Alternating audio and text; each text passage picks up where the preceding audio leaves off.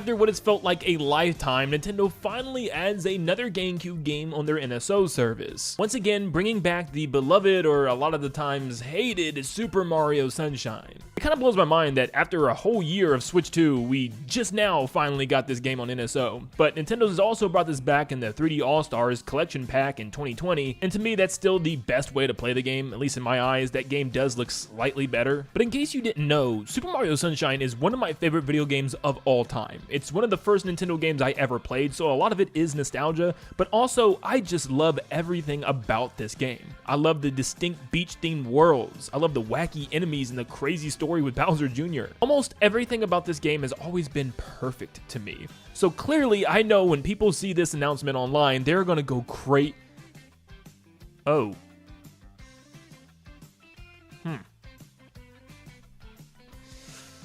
Yeah, this is not good. Why does everybody hate Mario Sunshine so much? I've seen so many mutuals of mine even play this game for the first time ever in 2026 somehow. How is that even possible? Playing a 3D Mario, any 3D Mario for the first time in 2026 is insane. But them saying, I just can't finish this game, it's just that bad. My mind is blown. Now, the reason people hate Super Mario Sunshine always boils down to a handful of things, and it's the same things I see online all the time, and it doesn't quite make sense with me. The first is the controls, which still doesn't quite make sense with me, and I'll actually explain that later on. The second is very specific levels that people will point out, like the pachinko machine and the poisoned river. This never makes any sense to me, considering the fact that you do not have to play these levels. I mean, these levels are completely hidden and completely optional. You do not have to do them, yet people always complain about them. Yes, the pachinko machine is terrible.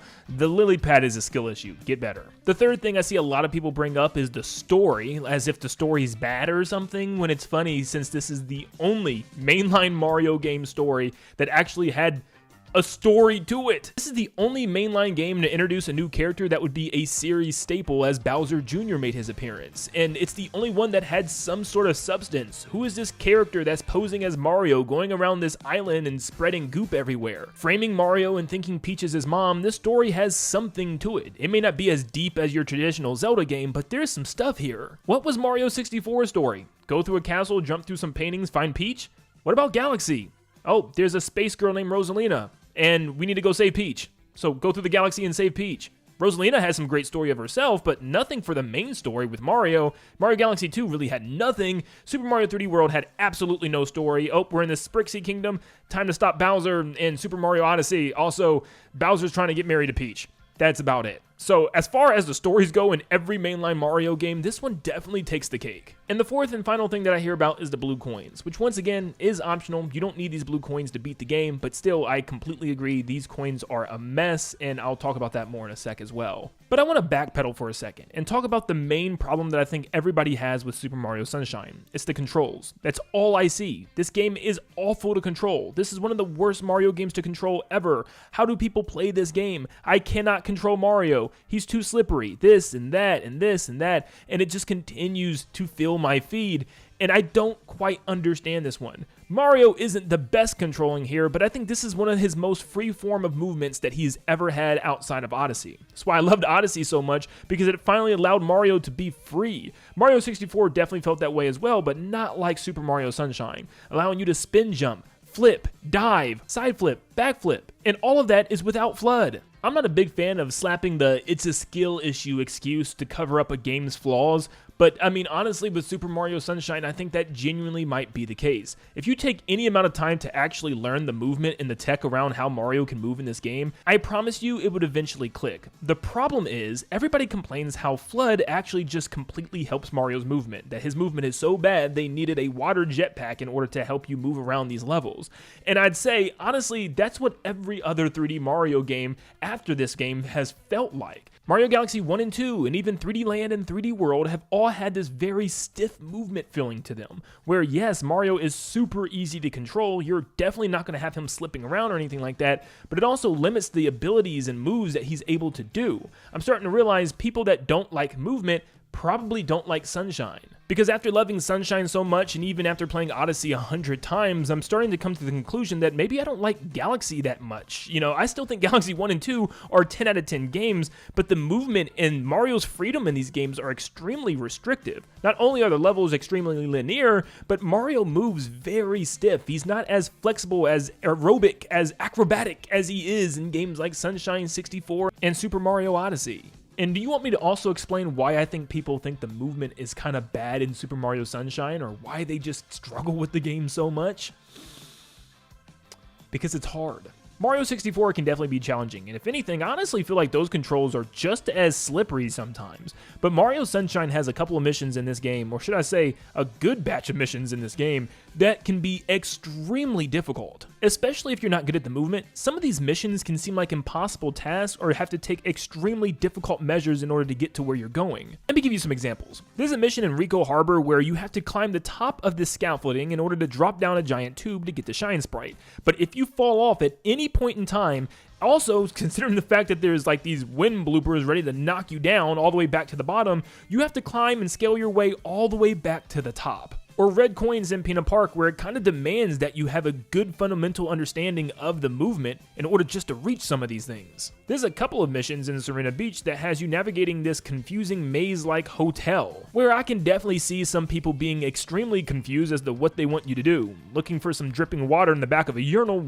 really doesn't scream right at new players, and I can completely understand being slightly confused by this one, especially the mission where you need to find the pineapple for Yoshi, and then it puts you in yet again another maze where you have to find the exact roofing that's right above the Shine Sprite. Or trying to figure out where you're supposed to go with the lava-coated Pianta Village. I mean, it took me years after I finished this game for the first time as a child to finally learn the intended route for this thing, because I always thought I was supposed to go under this bridge and spray water enough to cross over this gap. I think all of these are difficult missions, but they are still fair in my eyes. They have a clear objective, but you don't even have to follow that exact objective in order to complete it.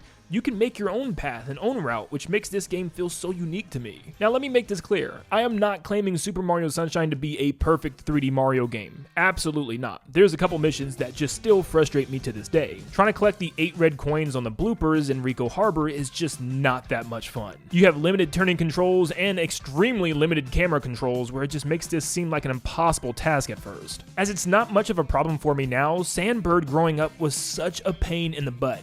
Trying to just stay on this thing at all was just frustrating as heck. I always dread going back to Gelato Beach to deliver that giant watermelon and not have it touch literally anything. Oh gosh, this is awful. And don't even get me started on Ely Mouth, one of the strangest boss battles and hardest to control that I've ever played.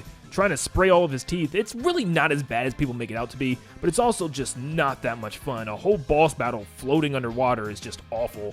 But speaking of boss battles, Mario Sunshine has some of the most unique bosses in any Mario game by far. I mean, literally, every single boss has a unique way of taking it out. It's not just jumping on its head 3 times, or hitting it with something 3 times. I'm looking at you, Galaxy in 3D World. Having to fill his mouth with water and then ground pound on his stomach after knocking him out of the sky is pretty cool. Or having to rip the tentacles off of a giant gooper blooper. Like, that's just some of them. Dude, there's a boss where you have to grow a sand castle and have it extrude from the sand to knock over a giant raging wiggler, and you have to ground pound on a very specific segment of his body. There's a boss where you're on a roller coaster firing rockets at a giant mecha Bowser while also dodging bullet bills that's coming at you on the track.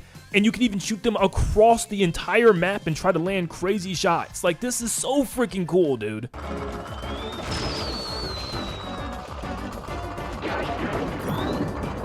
Pure adrenaline. Shoot, Serena Beach has 2 different bosses. One, you fight this giant Phantom Manta, which is this ghost manta ray that splits and duplicates into many different copies after you spray it with water. And then eventually all the babies start charging at you at once. Like, this is a crazy concept. Like, what Mario game has you fighting King Boo on a slot machine where you have to throw hot peppers into his mouth and then blast him in the head with another fruit?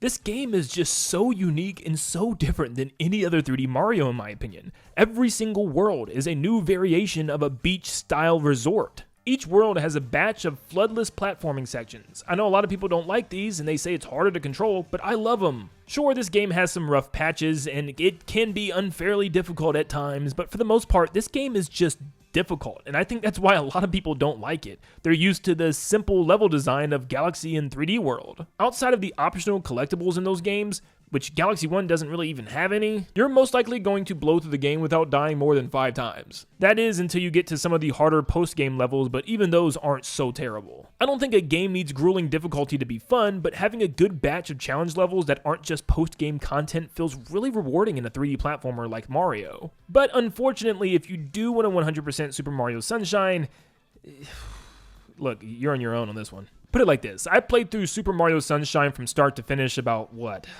30 times, and I've only completed the game 100%, collecting all the blue coins and all the shine sprites probably around 3 times. Like I previously said, there's some shine sprites and missions in this game that just suck, man, skill issue or not. Like the pachinko machine, I don't know how this even passed programming testing. Like this is just awful, dude. I mean, you literally cannot control Mario. Having a mission where you have to perfectly line yourself up with a pianta for them to throw you across giant gaps is pretty unique, honestly, but still, the way it works is sometimes extremely frustrating, especially with that last one, I hate you, but the individual missions still aren't even the worst parts. It's collecting these stupid blue coins that also combines some horrible elements of this game, like for some reason using a clay or wooden lava boat. How is this even possible? Some of the blue coins are just right there in the open for you to see, and you just have to figure out how to navigate and get to them, like trying to control this stupid boat around this stupid circle. Yeah, this part's dumb. There's some blue coins, like in the hub world, that you gotta do just extremely tedious tasks with, like throwing 3 of the same fruit into one basket, but it's the actual levels and how they handle blue coins that's so incredibly stupidly frustrating, dude.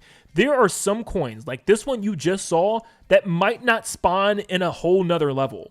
Yes, you have to choose specific levels and just know which levels have which blue coins where there's no indicator of this. Each world has 8 missions, which means you could literally be going through all 8 missions to try to find a single spawn of a blue coin. You might go to one spot on one mission and it's not there, but on another mission, it is there. Some blue coins are just stupid. Like, yeah, you're supposed to spray this beehive and have a Yoshi to eat every single one of the bees that come out of it, and then you get a blue coin from it. There's some random spots in the sand in some areas where you can find random blue coins and hidden shine sprites. Trying to find even half of them in Serena Beach will prove to be one of the most difficult things you've ever done. Spraying all these ruins, trying to remember which ones you sprayed and which ones you haven't even been in yet, it's all a mess. A dedicated tracker to kind of beep when you're close to one would be great, but at the very least, I would have just took some type of in-game counter that showed you in each level how many you've collected, and showed you how many more you needed and what level you needed to go into for it. If it did this at the very least, this wouldn't be half as bad, but thankfully you do not need to do this to beat Super Mario Sunshine. In fact, you don't need a single blue coin to beat this game.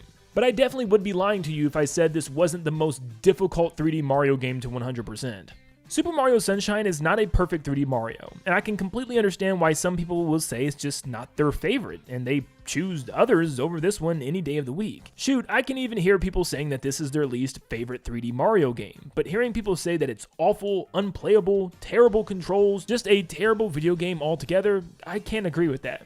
There's some sour spots in Super Mario Sunshine, but I think what makes Sunshine so unique is not just the enemies, the world theming, the bosses, and even the story, but also the fact that this is one of the few, not only 3D Mario games, but Mario games in general that have a pretty high difficulty ceiling. This is a game not just about learning the controls, but learning to master them in order to get the full experience. You have to truly know how to move Mario in the most ideal way possible. So this isn't going to be as pick up and play friendly as games like Odyssey, 3D World, or even the Galaxy games. I don't just love Super Mario Sunshine because it's what I grew up with, but I also love Super Mario Sunshine just because how unique it is and how different it feels compared to every other 3D and 2D Mario game ever made. It feels like it's in a separate realm, like in a different dimension that we're not supposed to see this thing. And I literally mean that in the best way possible. This is Nintendo taking a risk and taking a chance with something completely new. Outside of the Mushroom Kingdom, with a brand new sidekick known as Flood, and a crazy new wacky character known as Bowser Jr. being added to the fray. If this game had at least one more year to cook on the GameCube, I guarantee you lots of these flaws would have been ironed out, and this would have been way better of an experience. So what we got may not have been perfect, but it's still one of my favorite video games of all time, and probably still one of my favorite 3D Mario games. Yeah.